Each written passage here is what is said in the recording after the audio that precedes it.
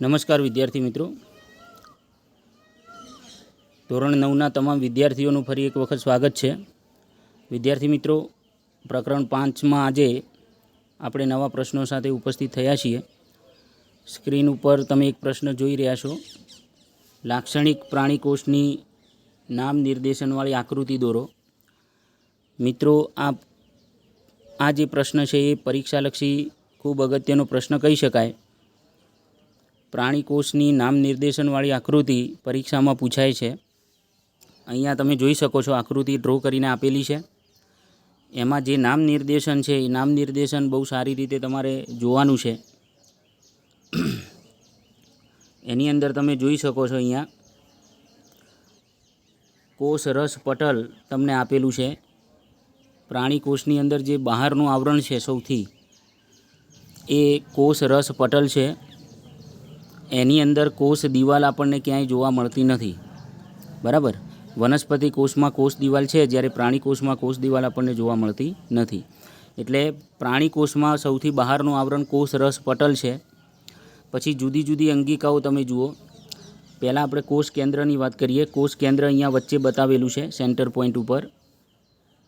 એના પછી જુદી જુદી અંગિકાઓ. આ કોષ કેન્દ્ર અહીંયા છે, તો એની આજુબાજુનું જે લેયર છે એ કોષ કેન્દ્ર પટલ છે. કોષ કેન્દ્રની આજુબાજુ જે પટલ છે એ કોષ કેન્દ્ર પટલ કહેવાય. અને આની અંદર જે પ્રવાહી હશે, આ રીતે પ્રવાહી જે ભરેલું હશે, એ કોષ રસ છે. એ શું છે? કોષ રસ. અને કોષ રસનું જે બહારનું આવરણ છે એ કોષ રસ પટલ કહેવાય. એટલે કોષ કેન્દ્રની બહારનું આવરણ એ કોષ કેન્દ્ર પટલ, જ્યારે કોષ રસનું બહારનું આવરણ એ કોષ રસ પટલ.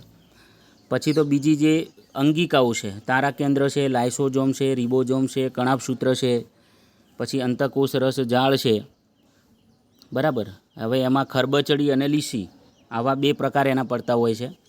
ગોલ્ગી પ્રસાધન છે. તો આ બધી અંગિકાઓ છે મિત્રો. એ અંગિકાઓ તમે જુદી જુદી જગ્યાએ બતાવી શકો, એટલે તમારી આકૃતિ જે છે એ પૂરી થઈ જાય. ફરક એટલો છે, પ્રાણી કોષમાં તમારે કોષ દિવાલ બતાવવાની નથી, વનસ્પતિ કોષમાં કોષ દિવાલ બતાવવાની. પ્રાણી કોષમાં આ તારા કેન્દ્ર નામની અંગિકા બતાવવાની, વનસ્પતિ કોષમાં તારા કેન્દ્ર ન હોય. પ્રાણી કોષમાં તમે જુઓ, અહીંયા હરિતકણ ક્યાંય નથી.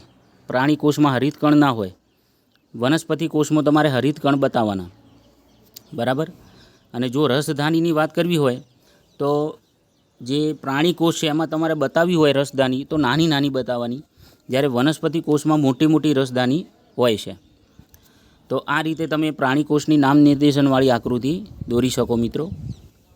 એના પછી નેક્સ્ટ આપણે જોઈએ વનસ્પતિ કોષની નામ નિર્દેશનવાળી આકૃતિ. હવે જુઓ, વસ્તુ એની એ છે મિત્રો, અગાઉ આપણે જે આગળ વાત કરી એની એ છે, પણ જે એનો ડિફરન્સ છે એ ડિફરન્સ તમારે મગજમાં રાખવાનો. એક તો આની અંદર કોષ દિવાલ આવશે વધારાની, જે પ્રાણી કોષમાં નથી. પછી હરિતકણ આવશે, જે પ્રાણી કોષમાં નહોતું, બરાબર. એટલે જે એનો તફાવત છે એ તફાવત તમારે સૌપ્રથમ ધ્યાનમાં લેવાનો. પછી જે રસધાની છે, તો રસધાની પણ તમે બતાવી શકો. આ જે મોટો ભાગ અહીંયા બતાવેલો છે, આને તમે રસધાની તરીકે ઓળખાવી શકો, બરાબર મિત્રો. અહીંયા તમે જોઈ શકો છો, વનસ્પતિ કોષ છે તો કોષ રસ પટલ પણ હશે, અને કોષ રસ પટલનું જે બહારનું આવરણ છે એ કોષ દિવાલ હશે. અહીંયા કોષ કેન્દ્ર હશે, કોષ કેન્દ્રની બહારનું આવરણ કોષ કેન્દ્ર પટલ હશે, બરાબર. એટલે એ સેમ વસ્તુ છે, પણ જે ડિફરન્સ છે વનસ્પતિ કોષ અને પ્રાણી કોષનો, એ તમારે મગજમાં રાખવાનો, જેથી કરીને આપણી આકૃતિ ખોટી પડે નહીં, બરાબર. પ્રાણી કોષમાં કોષ દિવાલ હોતી નથી, વનસ્પતિ કોષમાં કોષ દિવાલ હશે. પ્રાણી કોષમાં હરિતકણ નામની અંગિકા હોતી નથી, વનસ્પતિ કોષમાં હરિતકણ તમારે દર્શાવવું પડે. પ્રાણી કોષમાં રસધાનીઓ જે છે એ નાની હોય અથવા તો નથી હોતી, જ્યારે વનસ્પતિ કોષ જે છે એમાં રસધાની ખૂબ જ મોટા કદની હશે, બરાબર. પછી પ્રાણી કોષ જે છે એની અંદર તારા કેન્દ્ર આપણને જોવા મળે, જ્યારે વનસ્પતિ કોષમાં તારા કેન્દ્ર આપણને જોવા ન મળે. આટલા ડિફરન્સ તમારે યાદ રાખવાના, અને એ પ્રમાણે આકૃતિ તમારે દોરવાની છે. ઓકે મિત્રો, ચલો નેક્સ્ટ પ્રશ્ન ઉપર જઈએ. અહીંયા તમને એક બીજો પ્રશ્ન આપેલો છે. હવે જુદી જુદી અંગિકાઓ છે, એ અંગિકાઓ વિશે આપણે વાત કરવાની છે. એમાંની શરૂઆતમાં છે અંતઃકોષ રસ જાળ. હવે મિત્રો, અંતઃકોષ રસ જાળ શું છે? તો અંતઃકોષરસ જાળ એ નાની નાની પુટિકાઓ છે, નલિકાઓ છે, એનાથી આવૃત થતી જાળીરૂપ એક રચના છે.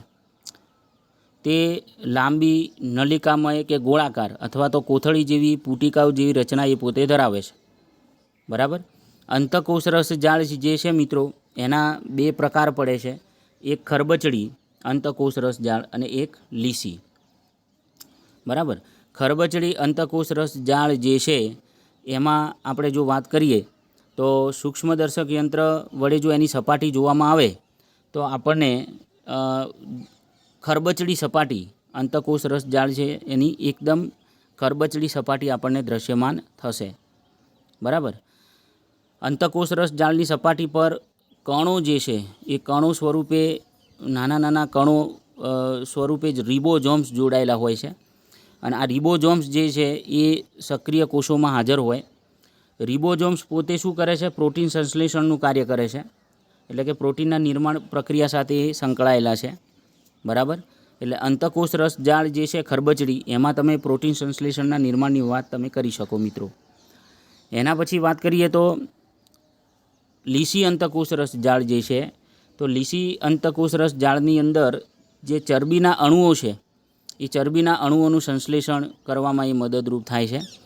એટલે લિપિડ અથવા તો ચરબી જે છે એનું સંશ્લેષણ લીસી અંતઃકોષરસ જાળની અંદર થતું હોય છે.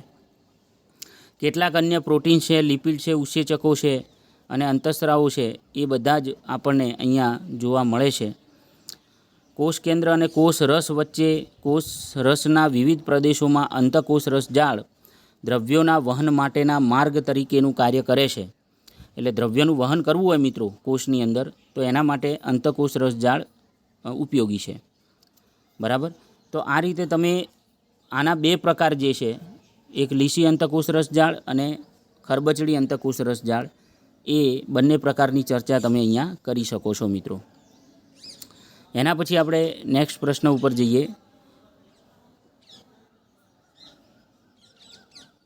જુઓ, અહીંયા સ્પષ્ટ તમને અંતઃકોષરસ જાળમાં લીસી અને ખરબચડી અંતઃકોષરસ જાળ છે એનો તફાવત અહીંયા સારી રીતે તમને જોવા મળશે. જુઓ, અહીંયા ખરબચડી અંતઃકોષરસ જાળ છે અને અહીંયા લીસી અંતઃકોષરસ જાળ છે. બરાબર.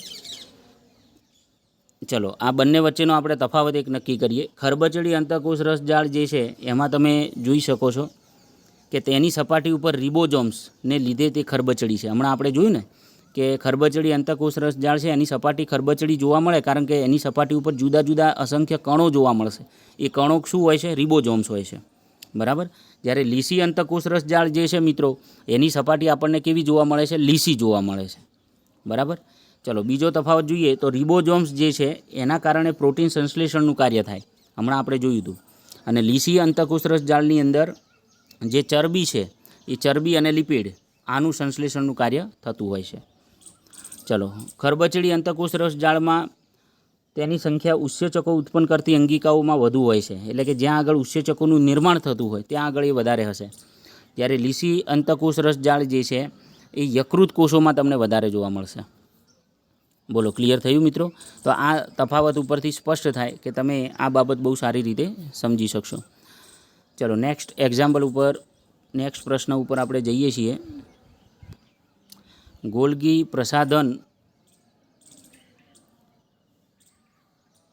પ્રસાધન એના વિશે આપણે વાત કરવી છે. આ પણ એક અંગિકા છે. બરાબર. જે પ્રાણી કોષ અને વનસ્પતિ કોષ બંનેની અંદર આપણને જોવા મળે છે. હવે તમે અહીંયા જોઈ શકો છો ગોલ્ગી પ્રસાધન જે છે એનું જે નિર્માણ છે, એનું સંશોધન એ કેમિલો ગોલ્ગી નામના વૈજ્ઞાનિકે કર્યું હતું. કેમિલો ગોલ્ગી નામના વૈજ્ઞાનિકે ગોલ્ગી પ્રસાધન અંગિકા જે છે એનું સંશોધન કરેલું, માટે એને આપણે ગોલ્ગી પ્રસાધનના નામથી ઓળખીએ છીએ.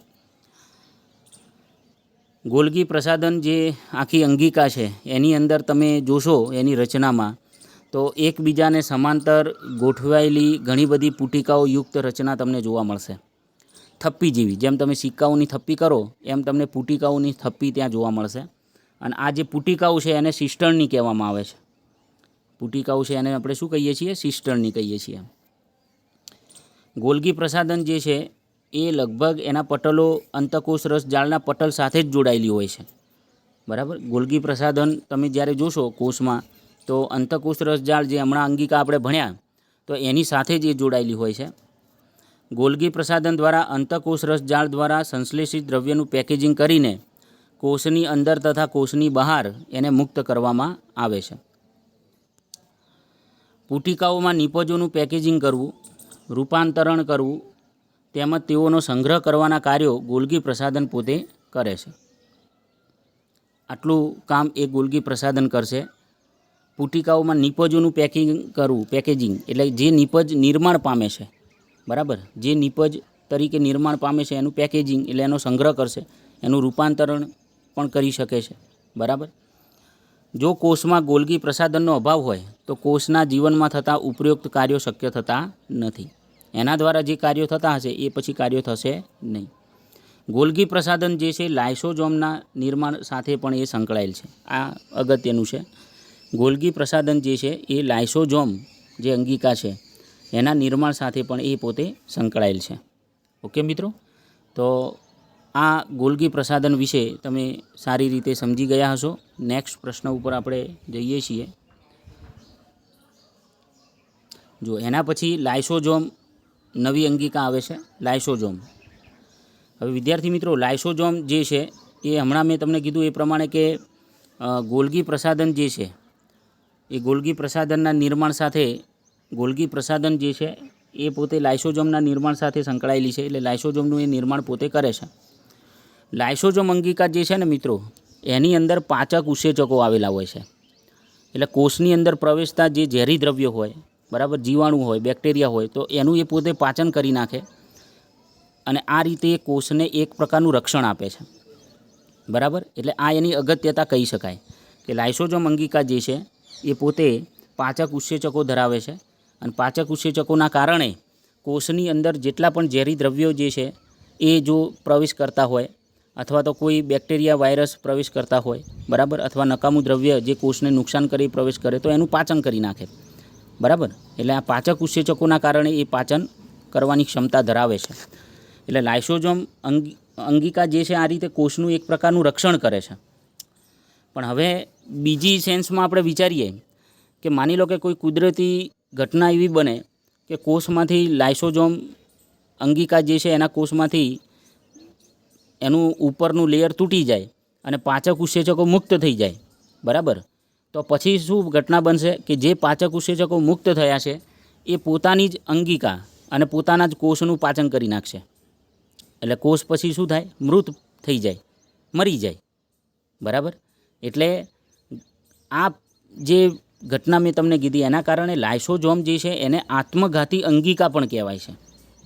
લાઇસોઝોમ જે છે એને આત્મઘાતી અંગિકા પણ આપણે કહીએ છીએ. પરીક્ષામાં વૈજ્ઞાનિક કારણ પૂછાય છે કે લાઇસોઝોમ એ આત્મઘાતી અંગિકા છે, કારણ આપો, તો તમે આ બધી ડિટેલ એમાં લખી શકો કે ભાઈ લાઇસોઝોમ અંગિકા જે છે એના અંદર જે પાચક ઉત્સેચકો છે એ કોઈપણ કુદરતી ઘટનાના કારણે જો મુક્ત થઈ જાય તો પોતાના જ કોષનું પાચન કરી નાખશે, પોતાની જ અંગિકાઓનું પાચન કરી નાખશે. પરિણામે કોષ જે છે મૃત થઈ જશે, બરાબર છે.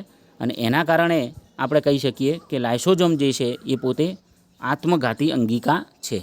તો આ પ્રશ્ન પણ ઘણી વખત પરીક્ષામાં પૂછાય છે મિત્રો, તો આપણે એ પ્રમાણે એને તૈયાર કરીશું. ઓકે મિત્રો, આ બધા જ પ્રશ્નો જે છે એ પ્રશ્ન સાથે તમારે વિજ્ઞાનના ચોપડાની અંદર બહુ સારી રીતે લખવાનું છે. ઓકે, કોઈ પણ ડિફિકલ્ટી હોય તો તમે મને અત્યારે પણ પૂછી શકો છો અથવા ફોન કરીને પણ મને પૂછી શકો છો. ઓકે મિત્રો, ધન્યવાદ.